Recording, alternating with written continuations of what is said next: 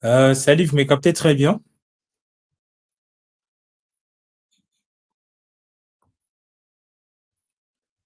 Némi, Et comment 5 5. allez-vous? Voilà, merci beaucoup. Heu, Bienvenue encore à tous. Je vois, il y a déjà ceux qui nous rejoignent. Nous avons Némi, nous avons Boulonza, nous avons lui, nous avons Dieudonné, nous avons Jérémy, nous avons Mouroula, nous avons Vainqueur, David. Bienvenue à tous encore une fois. Et vous êtes là, vous me captez, j'espère? D'accord, sans problème. Aujourd'hui, nous serons ensemble pour notre première session de l'année 2025. Et oui, nous allons commencer avec une session intéressante. Nous allons découvrir les composants, etc. Nous serons avec David. Et David va nous présenter son sujet, un thème intéressant. Moi, en voyage chez les sujets, j'ai été époustouflé. Et donc, ce soir, nous serons avec David qui va nous partager sur les composants. Et David, vous êtes là?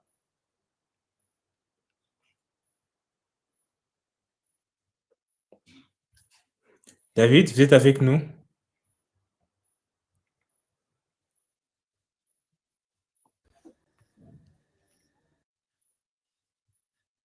David, vous êtes avec nous? Je ne vous capte pas. Moi, je vous capte 5 sur 5. D'accord, merci beaucoup. Alors, voilà, nous allons devoir commencer pour ne pas perdre assez de temps. Soit on peut patienter à 35, comme ça on commence. Le temps qu'on fasse un peu de présentation et que les autres puissent rejoindre parce que je vais essayer un peu d'avoir le message. Mais en attendant, bienvenue à tous. Donc, on attend 35, donc dans une minute, et en attendant que je partage le message, comme ça on va commencer à 35. En attendant que David aussi puisse se préparer pour les slides, etc.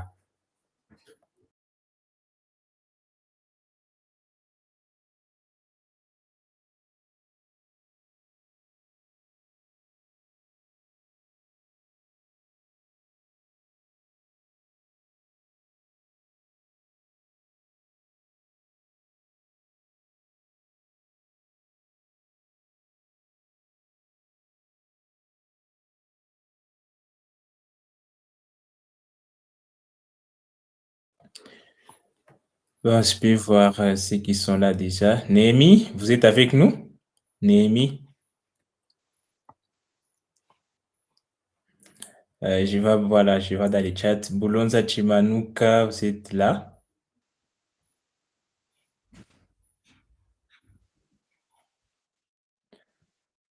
Voilà, alors, il est déjà 35, donc on peut déjà commencer. David, bienvenue, vous avez la parole, donc bienvenue encore une fois. En attendant, nous aussi, nous allons essayer un peu de partager le message, mais néanmoins, bienvenue et on attend la session avec impatience. Voilà. Bonsoir à tous. J'espère que vous me captez bien.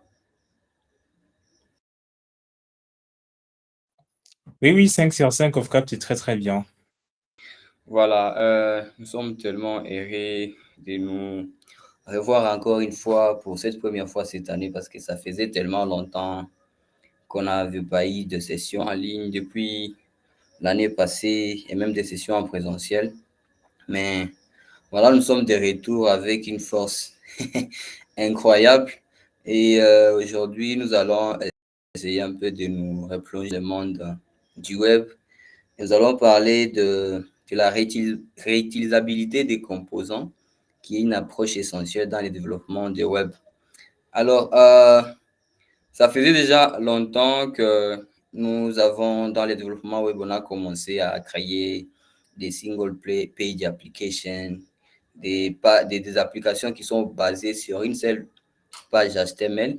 Mais ces applications-là, comme vous pouvez les constater, ils sont basés sur les composants. Donc, si vous voulez structurer votre page, vous voulez structurer le contenu de votre application, vous allez vous servir des composants. Alors, essayez un peu de découvrir c'est quoi ces composants-là quand on parle toujours dans le web. Vous allez voir quelqu'un qui fait Angular, qui fait React, qui fait Vue.js, il va toujours parler des composants, des components en anglais. Alors, sachons d'abord c'est quoi ces composants. Un composant, c'est un élément clé qui permet de construire et organiser une partie de l'interface utilisateur dans une application. Donc, si vous êtes en train de créer votre single page application, les différents éléments ou bien les différentes parties de votre application seront constituées de composants. Donc, un composant, c'est quoi? Comme on l'a dit tantôt, c'est justement une partie de l'interface UI. Ça peut être un bouton, ça peut être une barre de navigation, ça peut être un footer. Donc, c'est une partie qui est intégrante de votre application. Alors, les composants, par défaut, ils sont conçus pour être réutilisables, modulaires, indépendants et ils facilitent ainsi la maintenance et l'évolution des projets. Ici, il y a un exemple qu'on peut voir, c'est une structure d'une application et c'est une partie qu'on est en train de démontrer là, c'est la partie dashboard. Dashboard ici, c'est les composants parents, donc c'est la grande, donc je peux appeler c'est les grands composants dans lesquels on y trouve d'autres composants. Par exemple, dans les dashboards, on peut trouver un sidebar, on peut trouver la photo de quoi, de profil ou bien les informations d'un utilisateur. On peut trouver une toolbar et dans les toolbars, comme vous pouvez le voir dans l'arborescence qui est là, on peut avoir un bouton de déconnexion qui est un composant dans un autre composant. Et dans la partie sidebar, on trouve aussi toggle menu qui est aussi un composant qui est dans un autre composant qui est le sidebar. Donc, vous voyez déjà ici, nous avons notre partie d'application qui est dashboard. Alors, avec l'idée de single page application, les différentes parties de votre application, vous pouvez les encapsuler dans des petits composants. Donc, au lieu de mettre tous les codes dans le dashboard, on va les séparer. On va créer sidebar à part, on va créer user profile à part, on va créer toolbar à part. Alors, comment est-ce qu'on parvient à créer des composants dans une application? Est-ce qu'on les fait par hasard? Est-ce qu'on les fait comme on le sent? Par exemple, je suis en train de créer une application et juste un landing page. Est-ce que les hero section, est-ce que je peux mettre ça dans un composant? Si j'ai les call to action, est-ce que je vais mettre ça dans un composant? La chose qu'on doit retenir ici est que un composant, ça représente une responsabilité. C'est-à-dire quoi? Quand vous êtes en train de créer votre application, vous devez savoir quel est le rôle spécifique de ces composants. Donc, qu'est-ce que ça va faire? Est-ce que je dois seulement les créer par sentiment? Non. Je dois savoir le rôle spécifique. Exemple, alors, ici, on a, même si l'illustration n'est pas trop claire, néanmoins, on a un composant qu'on peut voir là-bas, c'est User Profile. Quel sera maintenant le rôle de ces User Profile Components?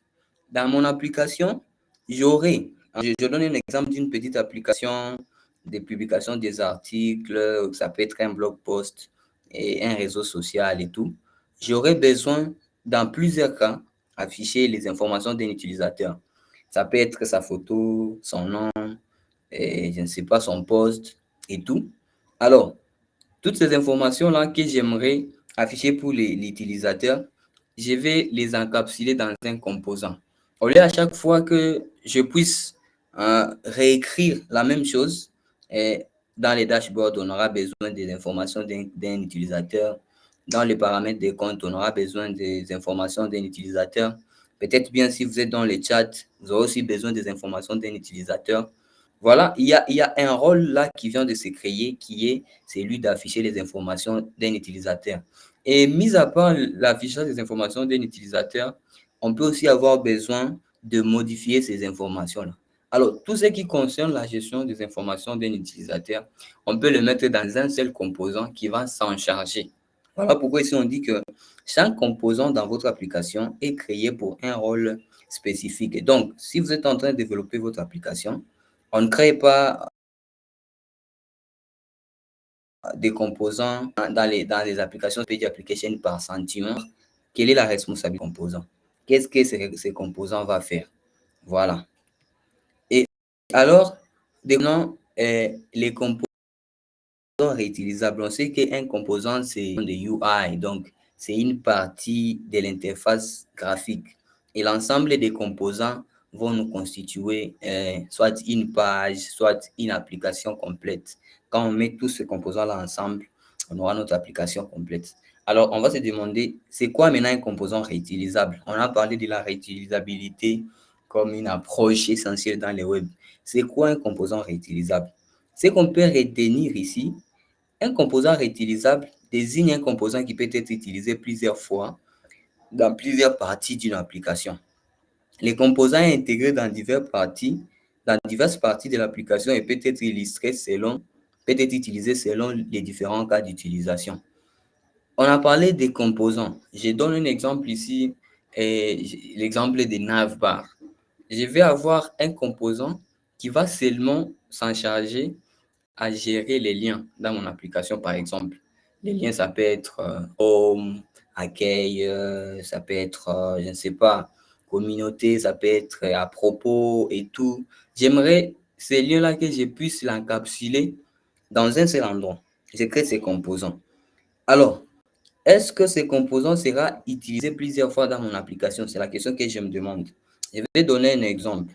Il arrive des fois où, dans des applications, comme dans des dashboards, des applications de gestion, souvent, ce sont des applications où vous allez voir, on a beaucoup d'onglets. Si on a la gestion, par exemple, des élèves, gestion de classe, gestion de cours et tout, à chaque fois qu'on s'entre dans un onglet, on peut avoir une barre de navigation. Hein. Il peut y avoir un bouton nouvel élève. Et puis, dans l'autre côté, on peut avoir filtrer et ou rechercher dans une barre de quoi? Une barre de navigation. Alors, cette barre de navigation-là, vous allez voir, on peut la réutiliser plusieurs fois dans notre application. C'est-à-dire, à chaque fois qu'on aura besoin d'aller dans un onglet où on va gérer, par exemple, les élèves, on aura besoin d'une barre qui va nous afficher les boutons nouvel élève, rechercher élève ou filtrer élève. Si on part dans la gestion des cours, on aura besoin d'une barre qui va afficher nouveau cours, rechercher cours, très court. Vous allez vous rendre compte que cette partie-là de l'application, c'est une partie qui est répétitive. Et nous savons que dans la programmation, on nous dit toujours do not repeat yourself. Donc, tu ne dois pas répéter le code chaque fois. Alors, au lieu qu'à chaque fois qu'on a besoin d'une barre de navigation, qu'on puisse pas reprendre le code, on est dans les composants gestion cours, on amène la même barre de navigation. On est dans les composants gestion classe, on amène la même barre de navigation avec tous les codes qu'on copie. Il serait mieux de créer un composant qui sera constitué d'un bouton, d'une barre de recherche et d'un bouton aussi de filtre, par exemple. Alors, on sera en train de changer les données d'une façon dynamique du fait que les composants est doté de la possibilité d'être réutilisable. On va un peu avancer. Et on a ici les avantages pour qu'un composant soit réutilisable. Il y a d'abord la réduction de la duplication du code. Au lieu que dans chaque onglet de gestion, je puisse écrire le même code, non, je ne sais pas, par exemple, ça peut être div et puis button, et puis il y aura une partie pour la barre de recherche et il y aura un bouton pour les filtres. Je copie le même code, je vais aller dans les composants gestion élève. Je vais seulement créer un seul composant, mais c'est le même composant qui sera en train d'appeler dans chaque cas distinctif. Alors là, il y aura la réduction du code. Et puis, il y aura le deuxième avantage, c'est la meilleure maintenabilité. Ça signifie quoi? Si je sais que j'ai déjà mon composant qui est réutilisable, que je serai en train d'appeler dans plusieurs parties de l'application, ça sera facile pour moi de le maintenir ou bien d'apporter des modifications. Si j'apporte les modifications sur mon composant réutilisable, toutes les instances dans l'application seront directement affectées. Donc, la mise à jour sera automatique. Directement là-bas, si vous voulez que votre projet évolue, vous allez apporter des modifications, vous allez maintenir. Ça sera facile parce qu'on touche seulement un composant réutilisable. Dans chaque partie de l'application, là, on l'a utilisé. Les modifications là seront aperçues. Et après ça, à part ça, il y a aussi l'uniformité. Donc, on a déjà un design spécifique pour ces composants. Dans chaque partie de l'application, si on voit un bouton, il y aura une uniformité. Ah, le même look, hein. Si tu as un bouton, il faut passer un événement, tu vois. Donc, il y a ce genre-là d'uniformité en termes de design et même de fonctionnalité. Voilà les avantages là qu'on peut déjà voir quand on utilise un composant, quand on est en train de quoi, de manier un composant réutilisable dans notre projet. Et la réutilisabilité maintenant en soi, à quoi ça consiste? Quels sont les principes? On comprend déjà qu'un composant réutilisable, c'est un composant qu'on peut utiliser plusieurs fois dans notre application, mais qu'on a créé une seule fois. Donc, on crée une seule fois, on a écrit les codes une seule fois, mais on sera seulement en train d'appeler ces composants dans d'autres composants pour afficher son contenu. Alors, il y a différents principes ici de réutilisabilité. Une chose qu'on doit savoir est que quand on crée un composant, par défaut, ce composant-là est réutilisable. Pourquoi? Je donne un exemple. Si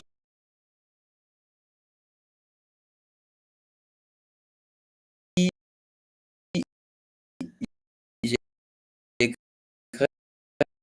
crée un composant et puis j'y mets une application, appeler ces composants et puis ces liens de sont là, c'est déjà un qui montre que le composant est réutilisable. Mais ce composant-là n'est pas réutilisable. Ces liens de navigation, on aura Home, Suite. Pour qu'on parle réellement de la réutilisabilité, il faut qu'il y ait des dynamismes. Et c'est là en termes de données. L'exemple qu'on verra plus tard, directement, c'est quand on va parler du deuxième principe. Là, on va parler des définitions des inputs ou props que les composants reçoivent lors de son appel dans les composants parents pour les rendre dynamiques. C'est-à-dire quoi? Quand je crée mon composant réutilisable, je dois définir les entrées des données parce que à chaque fois que je serai en train d'utiliser, je serai en train d'appeler ces composants, je dois passer les données à ces composants. Les données qui seront maintenant affichées par ces composants. Cela signifie quoi? Si j'ai mon composant des barres de navigation, si je suis dans élève, je vais passer les libellés ou bien les labels du bouton, ça sera nouvel élève. OK? Et si je suis dans gestion cours, les labels pour les boutons, ça sera nouveau cours. Vous voyez, j'ai les mêmes composants, mais à chaque fois que j'appelle ces composants, je passe les données. Et la donnée, pour moi, ici, par exemple, pour les boutons, c'est label. Les textes sera affiché au bouton. Et ainsi de suite. Donc, ce sont ces données-là. Et c'est ces données-là, ces données peuvent être soit obligatoires, parce que dans les cas contraires, les composants risqueraient de ne pas vraiment être dynamiques. Si vous ne parvenez pas à définir que les données doivent être passées obligatoirement, ça risquerait de ne pas vraiment être dynamique parce qu'on peut appeler ces composants et puis si on n'a pas les données pas passer, on ne peut rien voir ou bien on aura du contenu statique. Et ce n'est pas vraiment ça l'objectif. Et après, avec les composants comme Angular, il y a aussi la possibilité de projeter du contenu dans un composant. Donc, vous créez un composant, je m'excuse, mais vous ne savez pas quel est le contenu qu'on va mettre dans ces composants. Angular a une puissance qu'on appelle Content Projection. Cela va vous permettre de prendre du contenu divers. Donc, vous ne savez pas, ça peut être un tableau, la prochaine fois, ça peut être un formulaire. Vous allez injecter dans les composants. Et quand les composants seront rendus, ça va afficher les formulaires. L'autre fois, quand on va l'appeler, si on passe un tableau, ça va afficher un tableau. Donc, ce sont là des quelques principes de la réutilisabilité. Donc, vous passez les données à un composant parce que nécessairement, les composants ont besoin de données pour qu'ils soient dynamiques et réutilisables. Et voyons maintenant quelques cas d'utilisation des composants réutilisables. Ça, quand vous êtes en train de développer une application, essayez un peu de voir en globalité, d'une façon globale, quels sont les quelques différents cas d'utilisation des composants dynamiques qu'on peut avoir. Alors, ici, j'ai essayé un peu de répertorier quelques cas. On a par exemple un personnalisé. J'étais en train de parler de ça tantôt. Un composant des boutons configurables qui peut être utilisé partout dans l'application avec des variantes primaire, secondaire, danger. C'est-à-dire quoi? J'ai créé un composant d'un bouton personnalisé. Maintenant, toi, quand tu vas appeler les boutons dans ton application, tu vas dire, ah non, non, ça c'est un bouton d'effacer. Donc ici, je passe la propriété classe qui sera danger. Donc, quand je passe Denja comme propriété classe, les faits qu'on appelle ces composants, directement les boutons sera rouge. Une autre part, ça peut être par exemple la connexion. J'ai besoin d'un bouton. J'appelle les composants boutons. Je passe une variante, par exemple secondaire ou bien primaire, le bouton sera peut-être bleu. Donc, quand on crée quand on a ces composants déjà réutilisables, il y a les données qu'on sera en train de passer à chaque fois qu'on appelle ces composants. Et ici, des inputs, on a par exemple la couleur. Vous pouvez donner la couleur, vous pouvez passer comme une donnée la taille du bouton, vous pouvez comme donner l'icône, vous voyez, parce que les icônes, ça c'est différent. Parfois, on peut passer une icône d'ajout et l'autre fois, ça peut être une icône de modification, ainsi de suite. Il y a aussi les actions au clic. Ça aussi, avec Angular, parce qu'on a, on a la communication qui est bidirectionnelle, parent-enfant. Bon, je ne vais pas vraiment entrer là-dedans. Mais en fait, il y a tant de données que vous pouvez passer à votre composant. Et quand vous allez l'appeler, ces données-là seront appliquées à ces boutons. Quand on est en train de parler des boutons là-bas. On a donné l'exemple ici, des formulaires, bouton d'annulation, bouton d'action rapide, ainsi de suite. Il y a aussi carte d'affichage ou les cartes pour les gens qui Material, tout quoi, la librairie Material, que ce soit Angular Material ou Material UI. Un composant qui est là pour afficher les contenus sous forme de cartes, utilisées par exemple pour un article dans un blog post, pour un produit dans les sites e-commerce, ou pour les profils, comme j'ai illustré là-bas, les profils d'un utilisateur, on les présente sous forme de cartes, etc. Et puis, ces genres de composants, quand on veut l'appeler, par exemple, pour un produit, on a besoin du titre, de l'image, de la description pour quelques actions et, je ne sais pas, ajouter au panier, je ne sais pas. Et puis, il y a beaucoup de choses, il y a beaucoup de choses qu'on peut passer comme paramètres. Mais au moins, quand vous allez appeler un composant qui est sous forme de carte, vous avez besoin de ces informations là-bas pour que, quand les composants seront rendus, puissent les afficher. Il y a aussi, la barre de navigation. Je pense que j'ai déjà parlé de ça. Donc, c'est un composant pour la navigation entre pages ou sections d'une application. Ça peut être une liste de liens, ça peut être les états ouverts, fermés, les icônes. Et par exemple, ici, on a le menu principal d'un tableau de bord, la barre littérale avec option d'administration. Donc, il y a vraiment, ça, ce sont seulement quelques exemples, mais même, vous pouvez aussi les découvrir en développant votre projet. Vous pouvez découvrir quels sont les composants ont besoin d'être réutilisés dans mon application. Et s'il a besoin d'être réutilisé dans mon application, quelles sont les données que je vais passer à ces composants pourvu que chaque fois que je vais l'appeler, que ces données-là puissent être affichées. Alors, pour un peu essayer de mettre tout ça au clair, j'aimerais faire un petit démo d'une petite application qui englobe tout ce que je viens de dire. Je vais essayer de... Voilà. Let me share this. OK. Alors, dites-moi si vous voyez mon écran à la découverte du Usable Component. Est-ce que vous pouvez voir ça?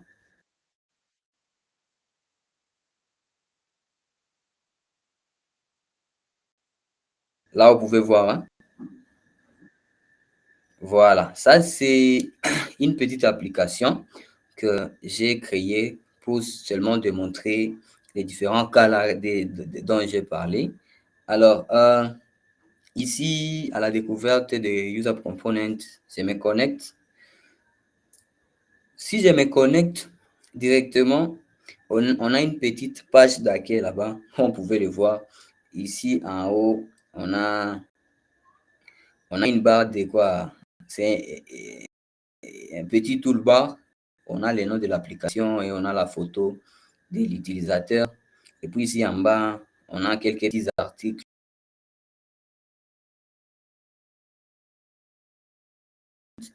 Alors, ce que moi j'aimerais, là où j'aimerais qu'on puisse un peu nous focaliser, c'est la partie ici, la partie droite, hein. Je pense que c'est droite ici. Alors, j'ai utilisé, dans les DevTools, on nous fournit aussi il y a aussi cet outil d'Angular qui nous permet de voir l'arborescence des composants dans notre application. Alors, ici, comme vous pouvez le voir, si j'ai fixé mon curseur sur les App Dashboard, App Dashboard ici, c'est tous ces composants ici que vous voyez. Voilà pourquoi vous voyez que partout c'est bleu. Alors, essayons un peu d'analyser ici. Quand je suis dans App Dashboard, il y a des composants. Il y a App User Profile, ça c'est le premier composant. Et il y a App Article, ça c'est le deuxième composant. Donc, qu'est-ce que moi je fais? Dans mon application ici, donc c'est dashboard, j'ai besoin de deux composants. Mon premier composant, c'est le composant qui va afficher les informations d'un utilisateur. Ce qui est bien ici est que pour mon App User Profile, j'ai seulement besoin de la photo. Je l'ai affiché là-bas. On peut se demander pourquoi est-ce que pour afficher seulement la photo d'un utilisateur, j'ai besoin de créer un composant. Mais on verra ça après. Le deuxième composant que j'ai, c'est App Article. Et ici, je clique dessus. Vous allez voir ici, on montre Articles avec array 4. C'est-à-dire, les App Article ici, c'est un composant, mais qui a été extensié 4 fois. Voilà pourquoi ici, dans array, on a 4. Donc, pour le premier article ici, on a utilisé les App Article Component. Le deuxième article, on a utilisé les App Article Component. Alors, quelles sont les données qu'on a passées à ces composants? On a l'introduction Angular, c'est le titre. Angular est un framework utilisant, ça c'est une description.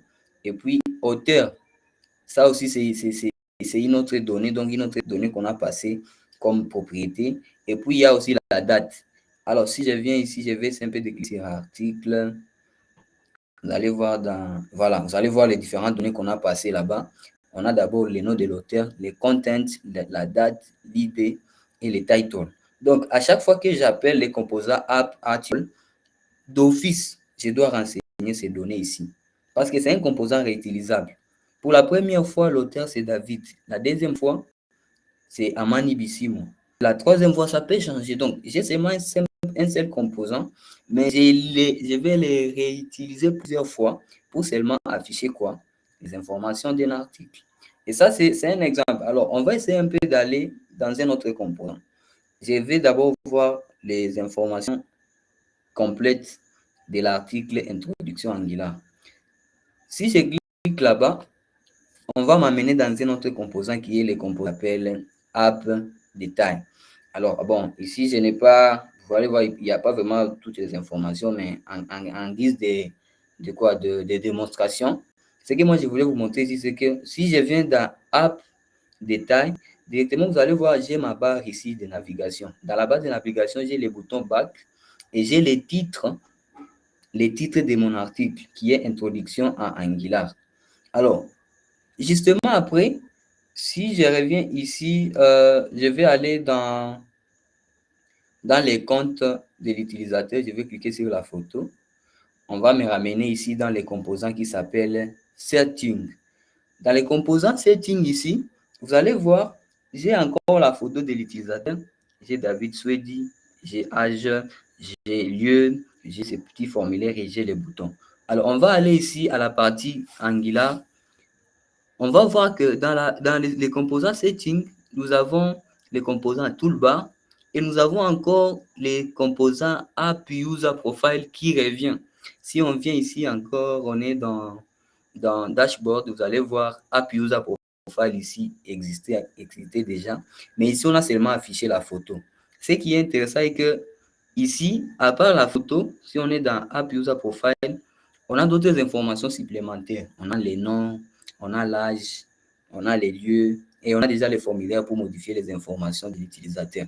Alors, qu'est-ce qu'on peut retenir par ici? Donc, le fait que les composants est réutilisable, ça devient dynamique. C'est-à-dire, on peut l'utiliser comme on veut. Vous voyez? Ici, quand je suis sur le dashboard, j'ai seulement besoin de la photo. Alors, je vais essayer un peu de personnaliser mon composant pour dire que quand je suis à la partie dashboard, je ne vais qu'afficher que la photo. Au lieu que je puisse, ici à la partie dashboard, que je puisse créer, je ne sais pas, un MG, puis je vais passer la photo et ainsi de suite. Moi, je crée un composant, mais moi, je le personnalise parce que je me dis que je ne vais pas me répéter. Je crée seulement un seul composant, mais quand je l'appelle, je vais le personnaliser et puis je vais l'afficher selon les cas. Voilà pourquoi ici, on a la photo qui apparaît, les noms, l'âge, les lieux et les formulaires. Maintenant, si je clique ici dans la partie App User, vous allez voir les informations ou bien les propriétés ou les données qui sont passées au composant quand on l'appelle. Quand on constate bien dans Input ici, nous avons Show Details qui est true, Show Photo qui est true et User. User, c'est un objet. Donc, à chaque fois que j'appelle mon composant User Profile, je dois passer ces propriétés ici. Show Details, Show Photo et les informations de l'utilisateur. Alors, la question qu'on peut se demander, pourquoi quand on appelle ces composants, on n'a pas passé le formulaire ici, là où on est en train de vouloir modifier les informations d'un utilisateur. C'est là où maintenant j'ai parlé de Content Projection. Donc, avec les frameworks comme Angular, tu as passé, il y a les informations input, donc qui sont officielles quand vous appelez un composant. Mais vous pouvez aussi injecter, vous pouvez aussi projeter un autre contenu qui n'est pas parmi les inputs. C'est-à-dire quoi? Pour le cas ici, je suis dans les settings, donc les paramètres de l'utilisateur. J'ai besoin d'un formulaire pour changer les informations de l'utilisateur. Quand j'appelle les composants App User Profile, je vais aussi projeter les formulaires. Mais je peux être dans un autre cas où j'ai besoin de voir les préférences de l'utilisateur. À l'appel du composant App User Profile, je peux aussi projeter un tableau dans lequel je vais ajouter les préférences de l'utilisateur. Et là, dans ces cas, j'utilise le Content Projection, qui est une fonctionnalité d'Angular qui nous permet de projeter du contenu. C'est encore dynamique, mais on ne connaît pas quel genre de contenu qu'on va projeter. Comme ici, par exemple, on sait que quand on appelle un utilisateur, normalement, on doit passer un objet qui aura les informations de l'utilisateur, ou bien on doit spécifier si les détails doivent être vus, ou bien on doit montrer la photo. Voilà, là, ici, c'est bien déterminé. Mais avec les content projection, on projette les contenus qu'on ne connaît pas. On n'a pas déterminé lors de la création de ces composants qu'on peut recevoir ce genre de contenu. Donc, ce sont des fonctionnalités qui vous permettent, si vous essayez un peu de comprendre d'une façon complexe, vous essayez un peu de développer ça, vous pouvez faire des choses un peu superbes avec ces fonctionnalités. Donc, en bref, qu'est-ce qu'on peut comprendre? Avec le Single Page Application, on a la possibilité de créer des éléments qu'on peut réutiliser plusieurs fois dans notre application. Donc, on crée une seule fois les composants, mais on va les utiliser plusieurs fois dans notre application. Mais une chose est sûre, quelles sont les données qu'on va passer dans notre composant? Parce que ce sont ces données-là qui vont donner même l'essence à la réutilisabilité. Voilà, c'est vraiment une belle approche de la programmation web avec Angular, avec React. React, on aime beaucoup plus les props. Quand tu appelles un composant réutilisable, tu vas passer les propriétés. Nous, chez Angular, on appelle ça les inputs, OK?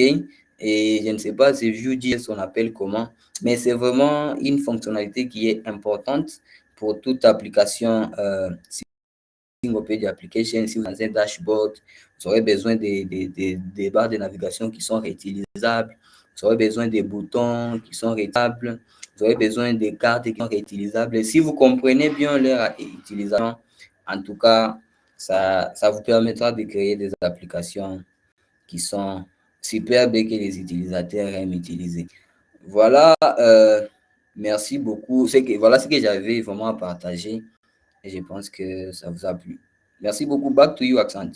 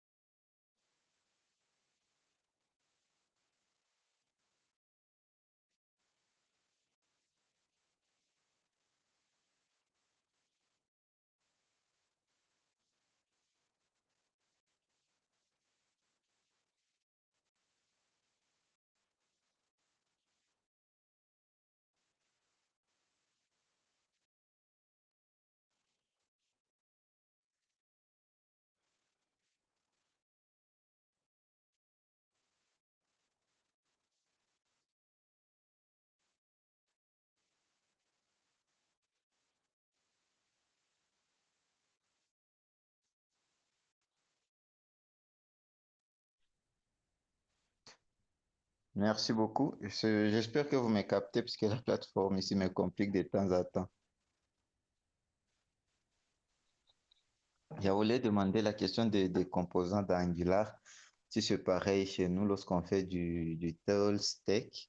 Dans LiveWire, on a la possibilité d'avoir des composants qui sont, et même dans Laravel, des composants qui sont autonomes, c'est-à-dire un composant avec son code derrière. Par exemple, j'ai créé un CAD ou un aide à deux pages ou un truc comme ça. Je peux même mettre du code derrière, la logique métier, quoi. Est-ce qu'on a des composants aussi autonomes dans le sens là? Il y a aussi l'autre question que je me suis toujours posée. Est-ce que l'utilisation des composants a un impact négatif ou positif par rapport comment dire, aux charges, à la lenteur ou à la rapidité d'une page web?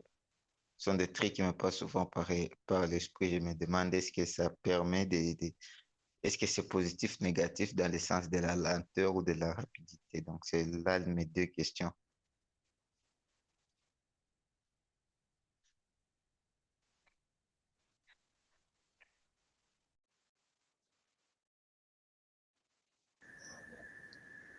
Voilà. Vous me captez, je peux répondre? Oui, oui. Merci, Alain. J'ai oublié de donner cela. Un composant à trois parties. Donc, il y a la partie template où vous allez mettre vos codes HTML, donc tout ce qui vous en est les vues. Il y aura la partie, bon, pour certains composants, il y a la partie où vous pouvez mettre la stylisation. Et il y aura la partie TypeScript pour la logique. Et donc, si recevoir des données de la part d'un autre composant, si vous allez les modifier, je ne sais pas, vous allez les faire comment, vous allez gérer tout ça dans la partie TypeScript. C'est là où réside toute la logique de quoi, donc, tout ce qui est programmatique, donc vous allez les gérer dans la partie TypeScript. Et à ce qui concerne la deuxième question, savoir s'il y a un impact. Sûrement, oui, je pense que l'idée même de créer des composants, c'était le fait que à chaque fois que vous allez rendre votre application, que vous puissiez rendre les parties, donc les parties que vous voulez pour cet instant-là. Je donne l'exemple des dashboards application au navigateur, vous avez besoin de la partie dashboard. Pour cet instant-là, uniquement les composants des dashboards seront rendus au navigateur et c'est ce qui sera affiché là-bas. Donc, d'une façon un peu sur le plan positif, je pense que c'est là vraiment un impact parce que ça va même augmenter la rapidité de votre application. Voilà, merci beaucoup.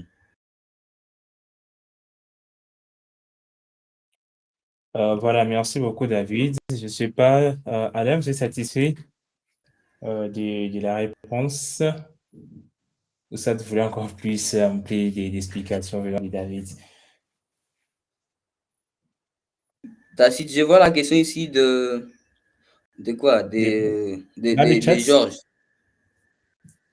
Dans les chats, il dit si vous pouvez nous montrer juste la partie des cartes, par exemple, pour réellement faire la partie technique vraiment. Je ne sais pas, je vais partager mon écran. Just where am I? I need to share this. Let me open this. Stop sharing. Alors, je vais partager share screen. Nous sommes dans Visual Studio. On va aller dans Windows, User Profile. Here we go. Je ne sais pas si vous pouvez voir là-bas, Tacite. Oui, oui, on voit déjà l'écran. D'accord. Alors, Georges, pour ta question, je vais donner un exemple ici d'un composant réutilisable. On a ici la partie card pour l'article. OK. Je vais faire, je vais faire ça en dessin. Voilà. Comme je parlais d'un composant en Angular, il y a la partie template. Là, vous allez mettre vos codes HTML, tout ce qui sera affiché là-bas. Et puis la deuxième partie, il y a la partie style. Si vous avez des petites stylisations, des mises en forme, vous allez les voir là-bas. Et pour la question d'Alain, il y a la partie logique, métier. Donc là, vous allez gérer vos codes. Ici, par exemple, j'ai un input comme une donnée d'entrée. Donc, quand je vais appeler, j'aurai besoin d'afficher. Où est-ce que j'ai affiché ça? Je vais aller dans le dashboard. Je pense que c'est là-bas. Voilà, nous sommes là. Ici, c'est là où j'ai appelé les composants articles. Donc, je suis dans un autre composant qui est le dashboard, mais j'ai besoin d'afficher la liste des articles. Je suis ici. Je vais appeler les composants articles. Comme vous pouvez le voir là-bas, c'est app article. Les données que je vais passer, ça sera article. Là, on a ce qu'on appelle property binding, qui est la liaison par propriété. Donc, quand je vais appeler ces composants ici, je dois nécessairement passer les articles. OK? Et l'article ici, nous avons deux parties. La première partie, c'est la propriété. Donc, c'est le nom de la propriété. Et la deuxième partie, maintenant, ce sont les données. Les données que moi, je passe dans la propriété article. Et ces données ici, si on descend, on peut les voir. C'est sous forme d'un tableau. Okay? C'est sous forme d'un tableau qui contient les objets. Et chaque objet, ça représente un article. Alors, ces données qu'on passe à partir des dashboards dans les composants articles, on va maintenant aller les recevoir ici. On est dans article component. Alors, dans article component, on va recueillir un tableau des articles qui a été envoyé depuis. Alors, une fois qu'on a ces données ici, on va maintenant pouvoir les afficher. Alors, comme le composant article est fait uniquement pour afficher un seul article, il va falloir parcourir cela dans une boucle. OK, comme on a un tableau, on doit parcourir ces tableaux-là. Et puis, quand on parcourt ces tableaux, on récupère ici, pour un article, on va récupérer les titles, on récupère les contents, on récupère aussi l'auteur et on va aussi récupérer la date. Alors, si on a 12 articles ici, on va appeler les composants ici articles 12 fois. Et à chaque fois, on sera en train d'instancier les titres, les contenus, l'auteur, la date, ainsi de suite. Voilà, donc c'est comme ça que on crée les composants réutilisables à part. Et puis, on va l'appeler dans ici, par exemple, j'ai dans les dashboards, on a appelé ces composants. Et les données qu'on a passées, ce sont les tableaux des articles. Alors, je peux aussi aller montrer les composants. Il y a aussi les petits composants réutilisables, c'est les toolbars. Voilà, le composant toolbar est là.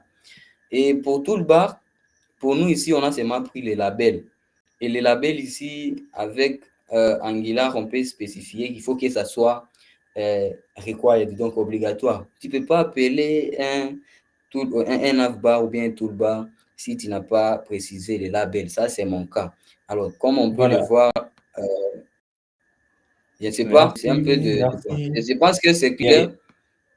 ouais, il y a une question dans les chats, nous ne restons qu'avec 15 minutes. Alors, il y a une question que Monsieur Lee a posée. Il aimerait savoir, il aimerait que vous puissiez parler un peu de la réutilisabilité sans mentionner un framework. Donc, comment est-ce que ça se passe avec JavaScript? Donc, est-ce un peu, il veut que tu puisses parler un peu de la réutilisabilité sans mentionner framework. Oui, on a vu l'exemple d'Angular. Alors, donc, c'est ça la question est à vous. Donc, parlez un peu de la réutilisabilité en JavaScript, en quelque sorte. Voilà. Alors, je pense que avec JavaScript, je pense qu'avec la logique orientée objet, c'est parce que là, on va beaucoup plus parler de la modularité, c'est-à-dire quoi, vous pouvez créer vos classes, ok? Vous avez vos classes dans JavaScript, et parce que ce qu'on est en train de faire, c'est comme si on créait des classes, on est en train de faire des instantiations de classes sous forme d'objets.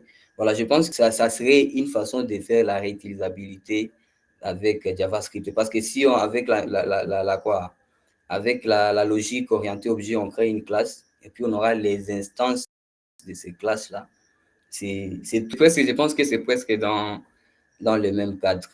à moins que quelqu'un ait autre chose à ajouter, mais je pense que c'est dans le même cadre. Voilà. Bon, je peux aussi ajouter en parlant de la réutilisabilité parce que avec la réutilisabilité, souvent lorsqu'on est en train de travailler, on a besoin de que notre code puisse être bien structuré, etc. Et c'est là qu'il y a des notions comme la modularité. On essaie un peu donc, de partager notre projet en différents modules. Et ce n'est pas juste dans la programmation orientée objet. Donc, même avec les vanilla JavaScript, on peut se décider, par exemple, il y a une fonction que je vais beaucoup plus utiliser dans mon application. Au lieu de faire ça dans un fichier, etc. Donc, au lieu de mettre ça juste à appeler cette fonction à chaque fois que vous allez, comment excuser. Donc, au lieu de faire quoi? Au lieu de commencer à réécrire la même fonction à chaque fois, vous pouvez vous décider, OK, vous allez créer un petit module où vous allez déposer votre fonction. Et une fois cette fonction est dans cette module-là, vous pouvez juste maintenant déterminer, commencer à faire appel à cette fonction et ça va vous retourner la valeur que vous voulez. Et ça, c'est n'importe où dans votre application. Donc, en JavaScript, il y a cette réutilisabilité où vous pouvez décider, par exemple, vous pouvez décider de mettre ça ou ces blocs de code qui sera beaucoup plus appelé à chaque fois. Vous pouvez décider soit de mettre ça dans une fonction, dans une classe, etc. Et c'est à vous maintenant de voir si vous pouvez mettre dans différents modules, comme ça, vous pouvez maintenant commencer à faire appel à cette fonction et vous pouvez réutiliser facilement cette fonction. Donc, ce que je pourrais ajouter, donc la réutilisabilité, ce n'est pas uniquement pour des composants, ça marche aussi pour des fonctions, des variables, etc. Donc, tout ce dont vous voulez y réutiliser, c'est possible de les faire avec même un JavaScript parce que c'est important. Voilà. Je vais voir. Est-ce qu'il y a d'autres questions? Ok.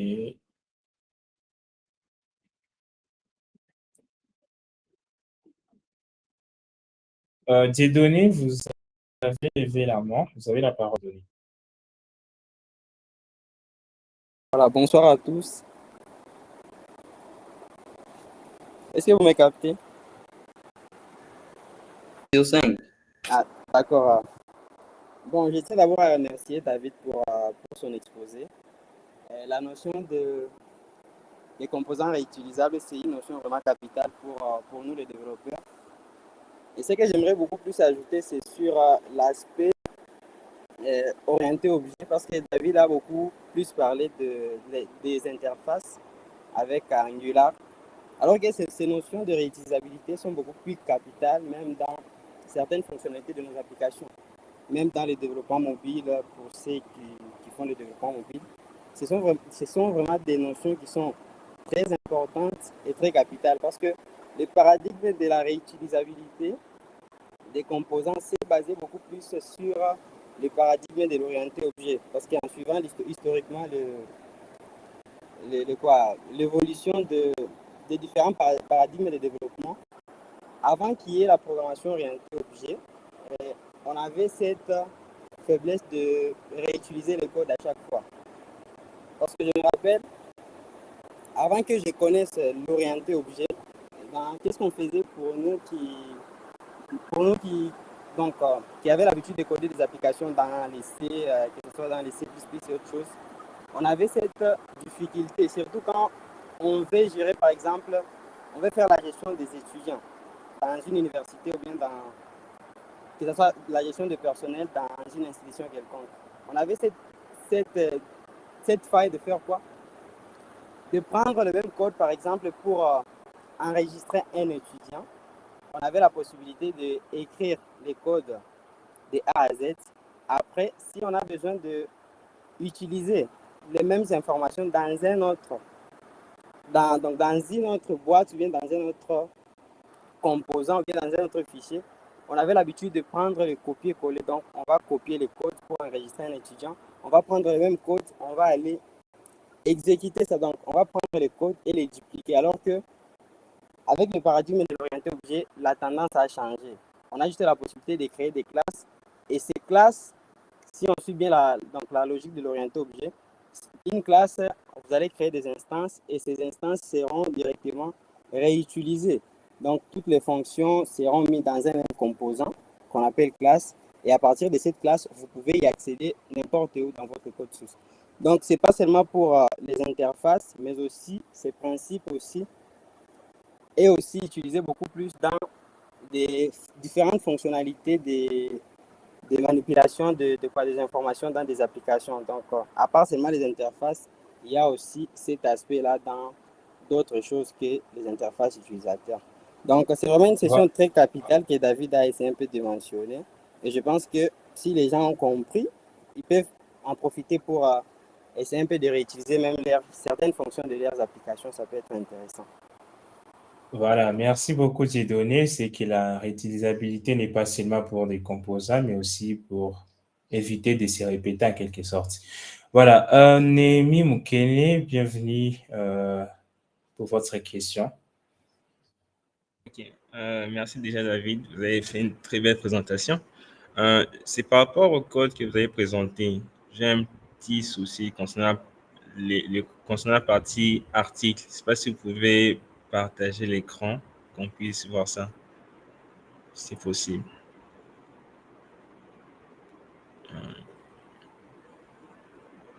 David, vous nous captez?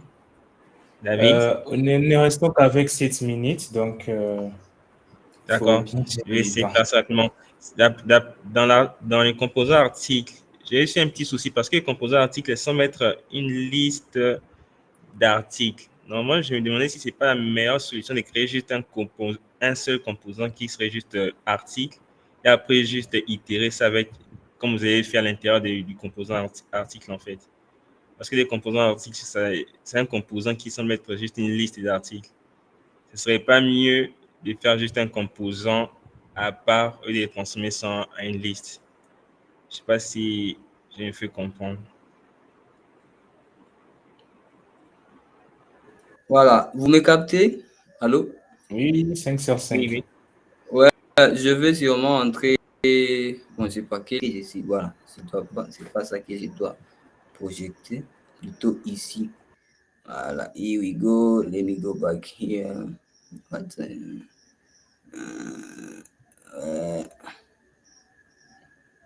Voilà, c'est ça. Je ne sais pas si vous pouvez voir. Vous pouvez voir quelque Oui. chose? Oui, on voit. Voilà, c'était la question de Némi. Je ne sais pas si vous pouvez voir ici les composants articles. C'est un composant qui est distinct, qui est que là seulement pour afficher un article. Alors, pourquoi j'ai mis ça dans un boucle? Pourquoi j'ai mis ça dans un boucle? Et d'ailleurs, c'est une question pertinente parce que ce que j'ai fait ici, je pourrais même le faire dans Dashboard. Je rentre ici. Bon, on n'est pas en train de coder, mais... En fait, c'est exactement ça ma question, en fait. Parce que ce que vous avez mis Ouais, ici à c'est ça. l'intérieur des composants, c'était normalement une erreur. Vu que les composants affichent plusieurs composants. On m'a déjà Ouais. affiché qu'un composant. C'était ça mon problème. La Oui, liste tu as, 20. voilà, tu as capté. Donc ici, je pourrais, bon, facilement, je pourrais louper la liste de quoi? Des articles Oui, à partir du composant dashboard. Et puis ici, je pourrais passer un objet maintenant article. Maintenant, quand je serai maintenant de retour ici dans article, là, je récupérerai seulement un objet. Ici, maintenant, au lieu de prendre la liste des articles, je pourrais seulement récupérer un objet article. Voilà, tu as vu. Merci beaucoup. d'accord. C'était juste ça, en fait. C'était juste la manière de coder Voilà, qui n'était pas. Je pense qu'il ne reflétait pas vraiment un composant. C'était juste ça. voilà, D'accord. tu as vu, c'est bien. Merci beaucoup. Voilà, David, merci beaucoup. Merci à tous les intervenants. Nous sommes à la fin de notre session d'aujourd'hui et je tiens à remercier tous ceux qui étaient là présents. Donc, merci à tous encore une fois. Ce n'est que le début et l'avenir, on nous réserve encore beaucoup plus. On se retrouve le samedi prochain pour une nouvelle session.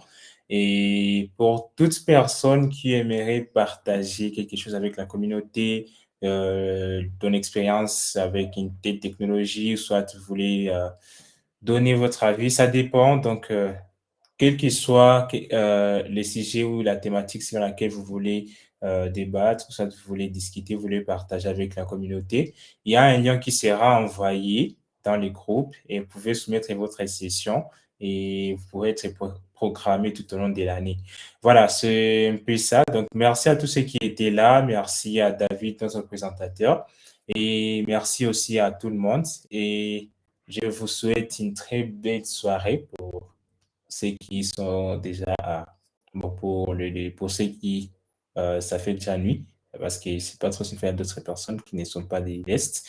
Mais néanmoins, bonne soirée à tous et on se retrouve le samedi prochain pour une nouvelle session.